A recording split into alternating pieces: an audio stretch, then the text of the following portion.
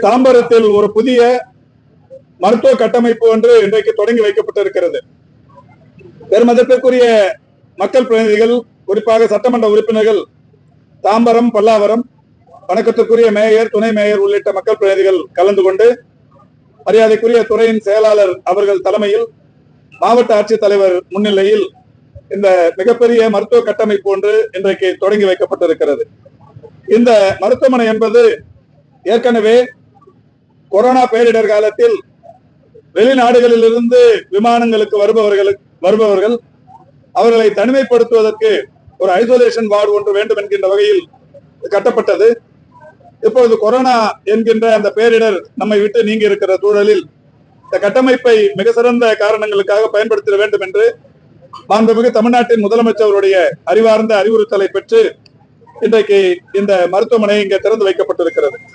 ஒரு 180 படுக்கைகள் கொண்ட மருத்துவமனையாக இது தற்போது திறந்து வைக்கப்பட்டிருக்கிறது. இதில் ஒவ்வொரு ஆண்டும் 300 முதல் 400 புற்றுநோயாளர்கள் மருத்துவ பயன் பெறுவதற்குரிய வசதிகள் ஏற்படுத்தப்பட்டிருக்கிறது. இங்கே புறநோயாளிகள் பிரிவு, படுக்கை வசதிகளுடன் கூடிய அதிதீவிர சிகிச்சை பிரிவு ஒரு 16 படுக்கைகள், பொது படுக்கை பிரிவு ஒரு 134, அது மட்டுமல்லாது பே வார்ட்ஸ் என்று சொல்லக்கூடிய வகையில் ஒரு 30 படுக்கைகள் என்று ஒட்டுமொத்தமாக ஒரு 180 பேர் சிகிச்சை பெறுகிற அளவுக்கு படுக்கை வசதிகள் ஏற்பாடு செய்யப்பட்டிருக்கிறது. அதாவது புற்றுநோயினால் பாதிக்கப்பட்டு இறுதி நிலையில் அவர்களுக்கு தேவைப்படுகிற ஆதரவு சிகிச்சை, தணிப்பு சிகிச்சை, ஒரு மகிழ்ச்சிகரமான மனநிலை இதை ஏற்படுத்துவதற்குத்தான் தமிழ்நாடு அரசின் சார்பில் புற்றுநோய் நல்ல ஆதரவு மையம் என்கின்ற பெயரில் இது தொடங்கப்பட்டிருக்கிறது.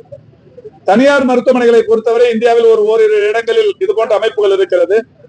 இந்தியாவில் வேறு அந்த மாநில அரசு மருத்துவ நிர்வாகத்திலும், ஏன் ஒன்றிய அரசு மருத்துவ நிர்வாகத்திலும் கூட இது போன்ற அமைப்பு இல்லை. மாண்புமிகு தமிழ்நாட்டின் முதலமைச்சருடைய வழிகாட்டுதலோடு புற்றுநோய் நல்ல ஆதரவு மையம் என்கின்ற இந்த அமைப்பு இன்றைக்கு தொடங்கப்பட்டிருக்கிறது. இதன் மூலம் புற்றுநோய் பாதிப்புக்குள்ளானவர்களுடைய இறுதி நிலையில் அவர்களுக்கு நோய் தணிப்பு, மகிழ்ச்சி மனநிலை போன்றவற்றை உருவாக்குவதற்கு மருத்துவம் மற்றும் கவுன்சிலிங் போன்ற பல்வேறு பணிகள் செய்யப்படவிருக்கிறது.